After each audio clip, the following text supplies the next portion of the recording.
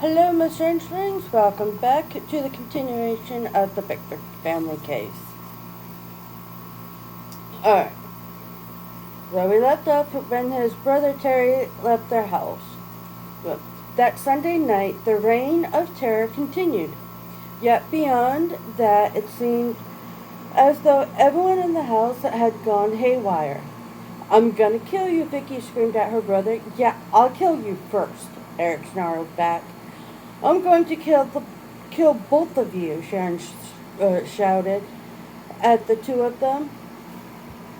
In the midst of the fighting and arguing, the persecutive pounding went on undateable. Now Pete Beckford, his mind a swirl, his house a wreck, broke down, with tears glistening in his eyes. He commanded everyone to stop. When Eric saw his father, he broke down in tears, as did Sharon. Vicky, however, was indifferent and unaffected. She locked herself in her bedroom until morning. The next day, April 8th, Pete Beckford was drawn and pale. He'd already used up all his sick days babysitting the phenomenon. Something had to be done, yet who could he turn to? Repairmen couldn't help, neither could the police, the church, or even his own brother. As Pete stood at the kitchen window, he found himself staring at a large cross atop the monastery retreat house that bordered his property. He hoped that suddenly the flooded into Pete's heart. The monks would know. Pete waited until after the breakfast hour, and he walked up the road to the retreat house, where a kindly middle-aged monk ushered him into the foyer. Pete quickly did his best to explain the problem. He asked desperately, "Would you please come to my house and see what I'm talking about?" The monk agreed. Together they walked back down the road to the Beckford's ranch house. Inside, the monk surveyed the damage done, the furniture and walls. He listened to the random poundings and read the obscenities scribbled about the place. Yet, despite it all, he was distinctly unperturbed by what he saw. Instead, he sat Pete down. "Let me explain what I believe is happening here. There are things that go on in this world that are deliberately kept secret, things that one learns about only through experience, in my opinion, and of such things I have only limited knowledge. This terrible problem you are suffering is being caused by spirits. Do you believe in such things, Pete?" "These days, Father, I'm open to suggestion." "Very well, then," resumed the monk. "This kind of spirit which delights in tormenting people is not a ghost. A spirit of a special order. We know almost nothing about them except that they are truly mean spirits. Judging from the intent of their actions, it would seem there is something wrong with them. I myself cannot challenge the type of spirit that appears to have entered your home, though there are other priests who can. But be reminded," the monk stressed, "there are other mysteries in the world. The mysteries of science unfold before our eyes every day. Not every strange question has a strange answer. The mind plays tricks on us. Nature plays tricks on us. Before the church will assign a clergy to a case such as yours, the matter must first be proven generally spiritual in nature. What is your opinion?" "I think you might possibly have hit upon the matter, Father. I would like to pursue it," Pete concluded. "Then let me give you a name of someone who may be able to help you sort this thing out. His name is Ed Warren. This was the second time someone had referred Pete Beckford to the Warrens. When the two men walked back to the retreat house, the monk made a phone call and got Ed and Lorraine's telephone number. You better get in touch with these people as soon as possible. That's precisely what I'm going to do, Pete assured him. At work later that morning, Pete telephoned the Warrens and spoke with Judy Penny, a young woman who worked as a liaison when Ed and Lorraine are out of town. Judy has heard some hair-raising tales over the phone, but this one particularly scared her. The Warrens are out west, she told Pete Beckford, but I'll relay the message to them. I suggest you call back Saturday. By then, they'll have returned home. Saturday, however, was long 5 days away. It was Holy Weeks, the most notorious time of the year for demonical activity.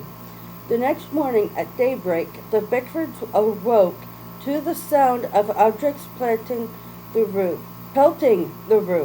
Going out to investigate, they once again saw stones falling onto their house out of thin air. All week, stones began falling on the Beckford's house at dawn and stopped at dusk. Their number and velocity varied. Some fell slowly as though sinking through water. Others came down erratically zigzags. Every so often there'd be a violent dodge of rocks and stones, some falling hard enough to involve themselves in the roof. When they hit the ground, about half the stones would vanish. Others remained for the family to clean up. Clean up later. Inside the house, the anti-religious activity had become as violent as the stones falling outside. Crucifixes were turned upside down. Pictures of saints were torn up. The minute shred left defiantly in a pile. The statue of St. Anne, which the Beckfords now kept in the living room, was constantly being hidden as though something could not bear to see it. Indeed, the anti-religious activity reached a ridiculous extreme. One night, the Beckfords heard the tremendous commotion in Eric's bedroom. When it died down, they went to find one of the twin beds torn apart. The mattress was under the bed frame. The box spring, however, was propped up against the wall, covering a frame of Jesus. On another occasion, while sitting in the living room, the Beckfords heard hellish, woeful moans resonating out of the kitchen. Ever so cautiously, Pete walked down the hallway. Sitting in the middle of the kitchen floor was their big double-doored refrigerator. It had been moved away from the wall in the exact limit of its power cords. The next night, they heard the same lingering moans against the refrigerator. Was found sitting in the center of the room. Perhaps even more intimidating was the observation that the physical matter present no great obstacle was oppressing entities. Pete had the only key to the deep freezer located in the basement. Incredibly, when he opened the freezer one afternoon to take out provisions, he found inside the big iron blacksmith's anvil he kept in the garage. Later, Pete also discovered that his huge steel toolbox had mysteriously been teleported to the attic. Worst of all, now there seemed to be a physical presence in the house. When alone, members of the house had unshakable feelings that someone was in the room staring at them from behind. The terror was enhanced by footsteps, the rustles of clothes, and heavy breathing. Once when Sharon Beckford quickly turned around, she saw a black form standing in the middle of the room behind her. The Beckfords that year, Good Friday, April 12th, was the day of abject fear. A forbidding atmosphere fear enveloped the house. Indeed, it seemed as though the whole place might suddenly explode as the berserk rampage continued undebated. Stones mysteriously plumbled the house outside, while unrestricted bedlamps went on within, all of which was now compounded by an evil presence so increasingly real and physically that no one dared to be alone in the house even for one moment. The Beckfords, frightened and tormented, now had only one hope left: the Warrens, whoever they were. Alright, that's it for the Beckfords, but in this book, if I can remember there's some pictures from the Beckford case. Is this?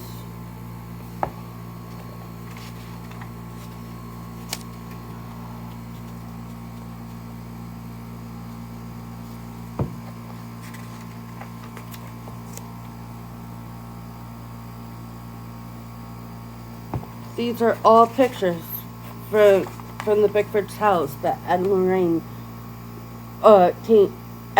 team took.